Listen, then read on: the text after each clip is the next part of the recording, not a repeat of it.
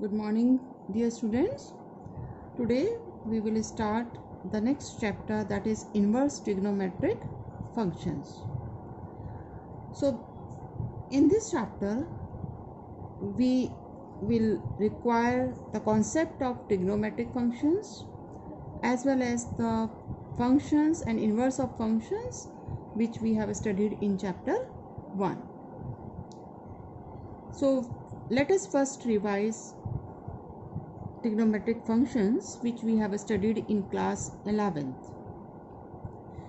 We have studied 6 trigonometric functions in class 11th, and we have also studied their graphs and what are their domain and range. Here the sine function, the domain of the sine function is R and the range is -1 to 1. If we see the graph of sine function, the graph of sine function is like this. It is a periodic function.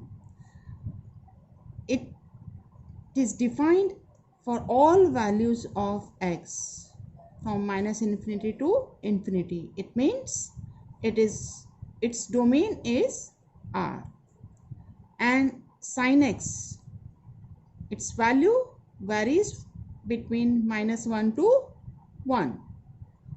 जब आप graph draw करते हैं, 0 पे sin x की value 0 होती है, sin 0 is 0, π/2 पे 1, पाई पे sin pi is 0, then sin 3π/2 is -1, sin 2 pi is again 0. Similarly, sin -pi is 0, sin -π/2 is -1, sin -3π/2 is +1, and like this. It means for all integral multiples of pi, that is 0, pi, 2 pi, 3 pi, 4 pi, or -pi, -2 pi, the value of sine function is 0. And cosine function, again its domain is same, R, and the range is -1 to 1.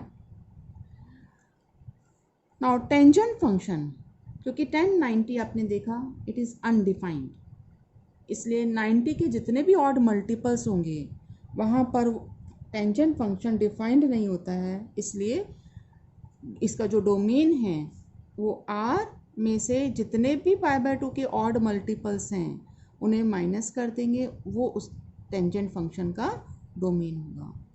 और इसका जो range है, क्योंकि tangent function की जो values हैं, tan x की जो वैल्यूज़ है वो -infinity to infinity के बीच में लाई करती है, तो इस means it's range is R. Similarly cotangent function, यहाँ पर कोटेंजेंट फंक्शन, क्योंकि cot x क्या होता है आप देखते हैं, cot x is cos x upon sin x. So it's domain क्योंकि is R minus all integral multiples of pi, क्योंकि जब cos x upon sin x है तो जब भी sin x की वैल्यू 0 होगी, cot x अनडिफाइंड हो जाएगा. और अभी हमने कहा sin x integral multiples of pi पे 0 है, इसलिए जब जब x की वैल्यू पाई, 2 पाई, 3 पाई होगा तो cot x अनडिफाइंड हो जाएगा. इसीलिए हमने इसके डोमेन में क्या रखा है, R minus all integral multiples of pi, और इसकी range is again the R means real number system, whole real number system. Now second function is 1 upon cos.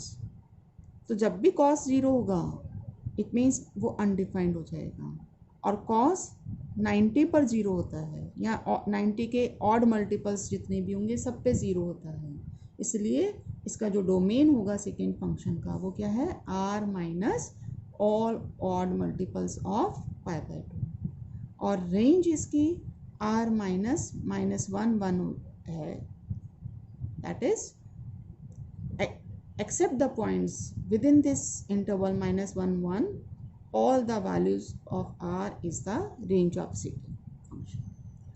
इसी तरह से कोसेकेंट फंक्शन 1/sin होता है, तो इसलिए जब भी साइन फंक्शन 0 होगा ये अनडिफाइंड हो जाएगा।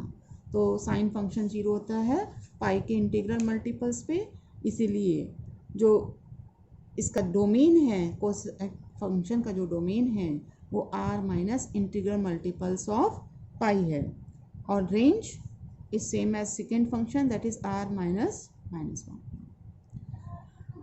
अब हम थोड़ा सा फंक्शंस को रिवाइज करते हैं जो फर्स्ट चैप्टर में हमने पढ़ा है। यहाँ हमने कुछ मैपिंग्स दिखाई है, ये एक सेट है, ये दूसरा सेट है b, and f is a function from a to b। ये एक फंक्शन है f1। इस केस में हमने इस सेट में 3 एलिमेंट्स लिए हैं और यहाँ 4 एलिमेंट्स लिए हैं।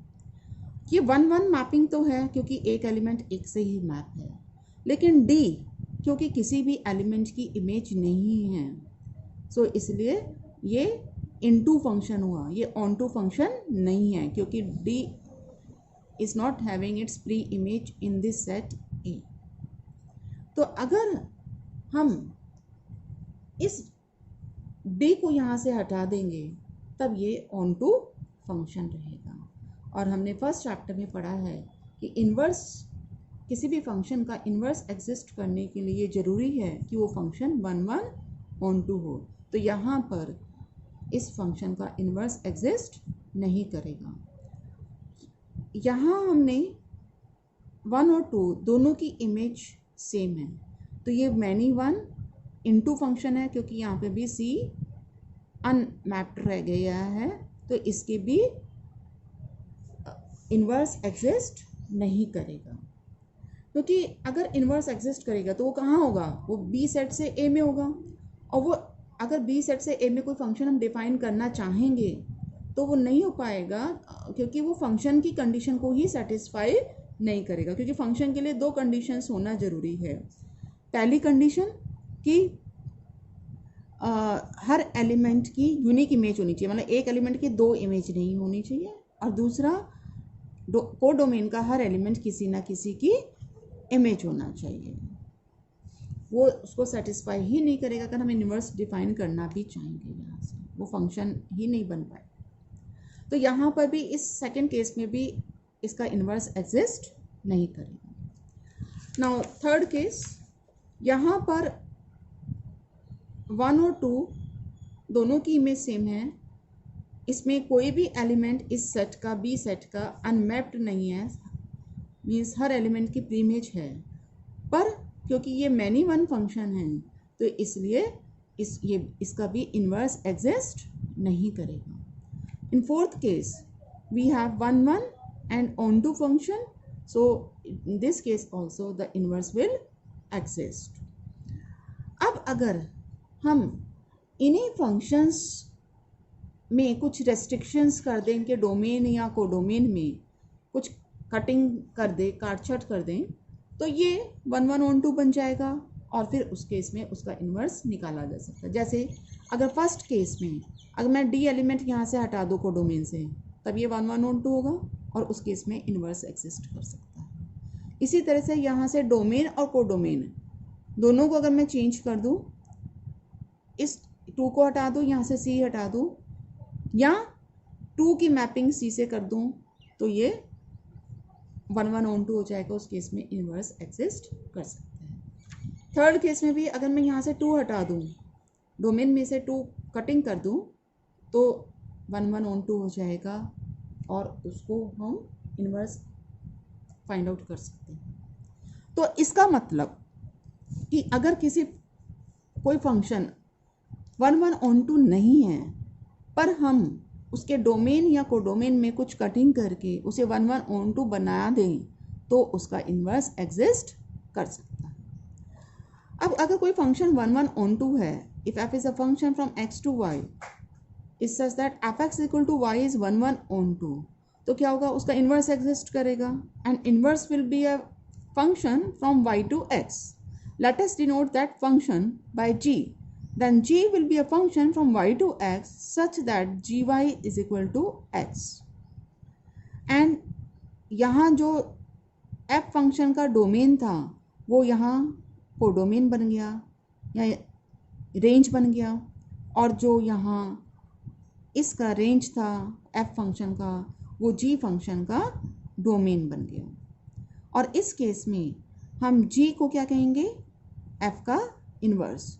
तो वो इन्वर्स की डेफिनेशन के हिसाब से F inverse composition F X is equal to X, मतलब आइडेंटिटी फंक्शन हो गया।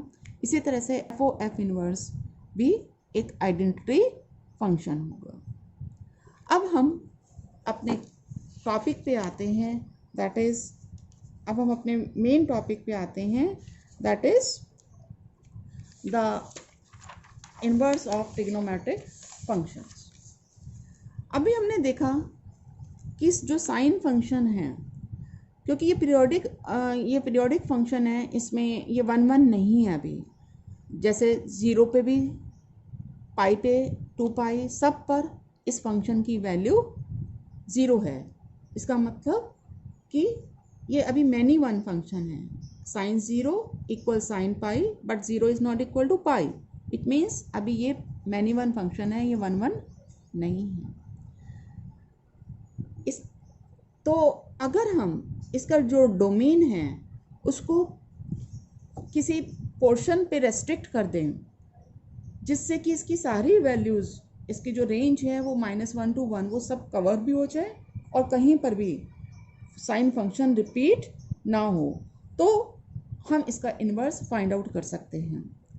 जैसे अगर मैं इसका डोमेन -π/2 से π/2 के बीच में ले लूँ, -π/2 से π/2 के बीच में अगर ले लूँ, तो यहाँ से यहाँ तक के पोर्शन में कहीं पे भी साइन फंक्शन की वैल्यू रिपीट नहीं हो रही है और सारी वैल्यूज़ कवर भी हो रही है। -1 से लेकर 1 तक इसकी रेंज की सारी वैल्यूज़ कवर भी हो रही हैं। या π/2 से 3π/2 वाला पोर्शन लूँगी तो भी इसकी सारी वैल्यूज़ कवर हो रही है -1 से -1 के बीच में, और कहीं पर भी साइन फंक्शन की वैल्यू रिपीट नहीं हो रही है। तो इसका मतलब अगर इसके डोमेन को इस तरह से रेस्ट्रिक्ट किया जाए, -π/2 से π/2 या π/2 से 3π/2 या 3π/2 से π/2, मतलब इतना ही डोमेन लिया जाए, तो ये फंक्शन 1 1 on 2 हो जाएगा और उस केस में इसका इन्वर्स एग्जिस्ट करेगा। अगर हम इसका डोमेन R लेंगे तब इसका ये 1 1 on 2 नहीं था, इसलिए उसका इन्वर्स एग्जिस्ट नहीं कर सकता था और रेंज आपकी -1 to 1 रहेगी। अब इस केस में जो इन्वर्स होगा साइन फंक्शन का, उसको हम साइन इन्वर्स से डिनोट करेंगे और वो इन्वर्स की डेफिनेशन के अकॉर्डिंग साइन इन्वर्स एक्स होगा, आइडेंटिटी फंक्शन। इसी तरह से साइन इन्वर्स साइन एक्स भी एक्स होगा। लेकिन यहाँ पे जो, क्योंकि डोमेन और रेंज इंटरचेंज हो जाता है, तो अभी जो साइन फंक्शन का डोमेन है वो -π/2 से π/2 वाला जो पार्ट हम पोर्शन लेंगे, इसे हम कहते हैं प्रिंसिपल वैल्यू ब्रांच, और ये रेंज है। तो जब आप इन्वर्स फंक्शन लोगे तो ये डोमेन बन जाएगा और ये रेंज बन जाएगा। तो यहाँ पर x की वैल्यू क्या होगी, -1 to 1, और यहाँ पर क्योंकि ये साइन x यहाँ इन्वॉल्व हो रहा है, तो यहाँ x क्या होगा, साइन फंक्शन का जो डोमेन होगा, दैट इज -π/2 to π/2। अब बहुत सारे बच्चे इसमें कंफ्यूज होते हैं कि sine inverse x means sine x to the power -1, मतलब आप इसे अगर लिखें 1/sin x, जबकि ये इसके इक्वल नहीं है। This is not equal to sine x to the power -1, ये एक इन्वर्स फंक्शन है। इसी तरह से हम कॉस फंक्शन को देखेंगे, तो कॉस फंक्शन का ग्राफ ऐसे बनता है, इसमें cos 0 is 1, cos π/2 is 0, cos π is -1 and like this. तो अगर इसके डोमेन को भी हम रेस्ट्रिक्ट कर दें, किस पार्ट में, 0 to π, 0 to π के बीच में फंक्शन का ग्राफ केवल यहाँ से यहाँ तक आएगा, तो कहीं पर भी इसकी वैल्यू रिपीट नहीं हो रही है। और सारी वैल्यूज़ कवर भी हो रही हैं, 1 से लेके -1 तक इसके रेंज की सारी वैल्यूज़ कवर भी हो रही हैं, या पाई से लेके 2 पाई के बीच में हम इसको रेस्ट्रिक्ट कर दें तो भी इसकी कोई भी वैल्यूज़ रिपीट नहीं हो रही हैं कॉस फंक्शन की। इसीलिए यहाँ पे ये इस पार्ट में 0 to पाई के बीच में या पाई to 2 पाई के बीच में 1 on 2 फंक्शन बनाया जा सकता है। तो इस तरह से कॉस फंक्शन का भी अगर हम डोमेन को रेस्ट्रिक्ट करा दें तो ये 1 on 2 बन जाता है और इस केस में उसका इन्वर्स एग्जिस्ट कर सकता है। इसमें जो 0 to पाई वाला इंटरवल है डोमेन का, उसको हम प्रिंसिपल वैल्यू ब्रांच कहेंगे। और इसी तरह से अगर हम टेंजेंट फंक्शन को देखें तो टेंजेंट फंक्शन का ग्राफ इस तरह से बनता है। अगर हम टेंजेंट फंक्शन के डोमेन को भी -π/2 से π/2 के बीच में रेस्ट्रिक्ट कर दें, इतना ही पोर्शन लें डोमेन का, तो टेंजेंट फंक्शन की सारी वैल्यूज इसमें इंक्लूड हो रही हैं -∞ टू ∞, और कहीं पर भी डोमेन के किसी भी पोर्शन पर वैल्यूज रिपीट नहीं हो रही हैं। इसका मतलब इस डोमेन के इस पार्ट में -π/2 to π/2 वाले पार्ट में ये 1 on 2 फंक्शन है, तो इसलिए इसका इन्वर्स एग्जिस्ट करेगा। आगे के जो पार्ट है π/2 to 3π/2, उसमें भी ये 1 on 2 है, उसमें भी इन्वर्स एग्जिस्ट करेगा, पर इसको हम प्रिंसिपल वैल्यू ब्रांच कहते हैं -π/2 to π/2 वाले पार्ट को। इसी तरह से हम सेक फंक्शन, कोसेक फंक्शन और कॉट फंक्शन को देख सकते हैं। जैसे कोसेक फंक्शन के ग्राफ में अगर हम देखें तो -π/2 to π/2 के बीच में, -π/2 to π/2 के बीच में ग्राफ का ये पोर्शन आ रहा है और यहाँ पर ये पोर्शन आ रहा है। सारी वैल्यूज़ इसकी कवर हो रही हैं, जो इसके डोमेन का पार्ट था वो सब वैल्यूज़ इसकी कवर हो रही हैं। दैट इज़ जो डोमेन था वो है x such that x belongs to R and x is not equal to n पाई। पाई के इंटीग्रल मल्टीपल्स को छोड़कर सारे रियल नंबर्स इसके डोमेन का पार्ट हैं। इसीलिए यहाँ पर अगर हम इसके डोमेन को इस पोर्शन में रेस्ट्रिक्ट कर दें -π/2 to π/2, इसका जो रेंज का पार्ट है वो सारा इसमें कवर हो रहा है और कहीं पे भी फंक्शन की वैल्यू रिपीट नहीं हो रही है, तो इस पोर्शन में इसको 1 on 2 बनाया जा सकता है और उसमें इस इन्वर्स एग्जिस्ट करेगा।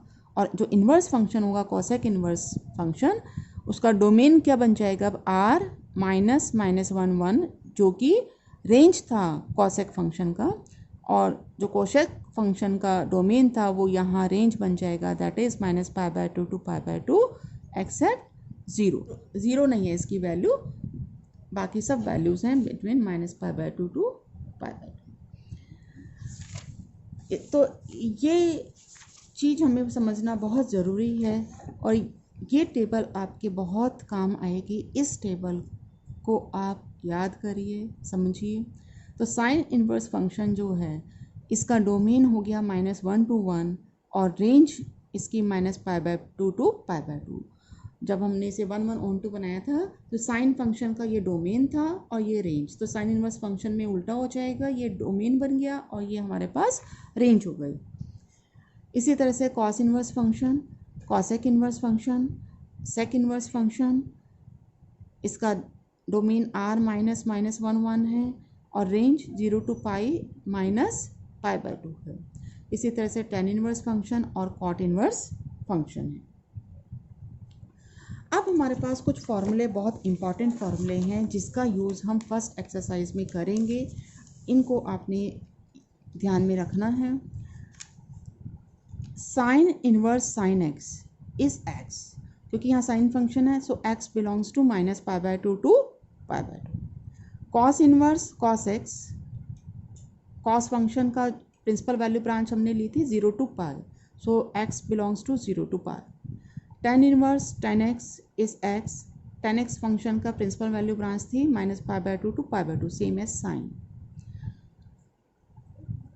अब हम कॉसेक इनवर्स x और साइन इनवर्स x में रिलेशनशिप है. Cosec inverse x is sine inverse 1/x. 1/sin x नहीं लिखना है, साइन इनवर्स 1/x. ये फॉर्मूले, कुछ फॉर्मूले अभी फर्स्ट एक्सरसाइज के बाद दिए हैं, पर अगर इन्हें हम अभी समझ लेंगे तो इससे फर्स्ट एक्सरसाइज करने में आसानी होगी हमें. इसका प्रूफ हम बाद में करेंगे. Sec inverse x is equal to cos inverse 1/x. Cot inverse x is tan inverse 1/x. Sine inverse minus x is minus sine inverse x. tan inverse minus x is minus tan inverse x. cosec inverse minus x is minus cosec inverse x. and cos inverse minus x, यहाँ पर ये minus cos inverse x नहीं होता है, ये क्या होता है, pi minus cos inverse X. इसी तरह से sec inverse minus X pi minus sec inverse x होता है. And cot inverse minus X is pi minus cot inverse X. अब हम इन फॉर्मूले के बेस पर फर्स्ट एक्सरसाइज करेंगे. एक्सरसाइज करने के लिए ये फॉर्मूले सफिशिएंट है. अगर आप इन फॉर्मूले को समझ लेंगे, याद कर लेंगे, तो आप आराम से फर्स्ट एक्सरसाइज कर सकते हैं. क्वेश्चंस बहुत इजी हैं. Sign inverse minus half. अब यहाँ पर हम इस प्रॉपर्टी का यूज़ करेंगे. साइन इनवर्स माइनस एक्स होता है माइनस साइन इनवर्स एक्स. तो इसको यूज़ करके हमारे पास आएगा साइन इनवर्स हाफ. अब हाफ साइन में कब आता है, 30 degree. And 30 degree means sine π/6. अब हम फर्स्ट फॉर्मूला यूज़ करेंगे. Sine inverse sine x is equal to x, so it is equal to π/6.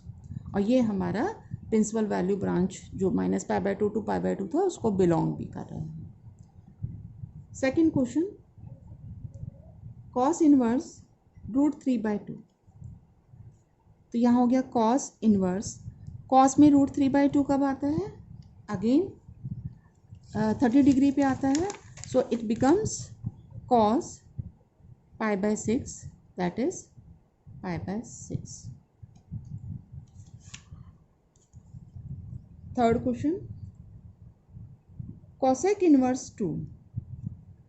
अब हम यहाँ पर इस प्रॉपर्टी को लगाएंगे. Cosec inverse x is equal to sine inverse 1/x. So it becomes sine inverse half. और sine में हाफ π/6 पे आता है. So it becomes sine inverse sine π/6, that is π/6. ये यहाँ माइनस था. Fourth part, tan inverse minus √3. tan inverse minus x minus tan inverse x होता है. So it becomes minus tan inverse √3.